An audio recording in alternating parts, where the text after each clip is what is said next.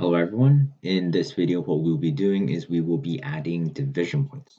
Now what division points do is it allows us to create segments along the airfoil, and these segments we can assign different materials, and when strung up with multiple airfoils you can have multiple surfaces with different materials. To get started, select one of the station and click on Modify Skin Material Division. So this enters you into this modification mode. Okay, and notice how the skin material division points and the shear webs are available right now. You can also rotate it by holding down the middle scroll button, similar to CAD. Notice how the number of the division points are right here, and the number is in chronological order from the trailing edge going in a clockwise manner back to its original trailing edge point. Okay, so this is division point 1, and this is division point 2. And to add a division point, go to Add DP right here, and it'll add straight at the leading edge.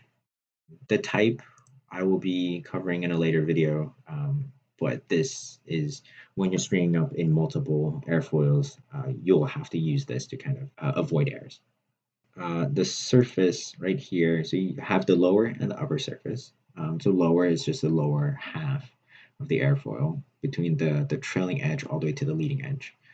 The upper is the upper part of the airfoil. For now, we'll just choose upper. And these three variables are correlated to each other. So typical guys use chord percentage. If you want to be more precise, you can use surface distance or chordal distance.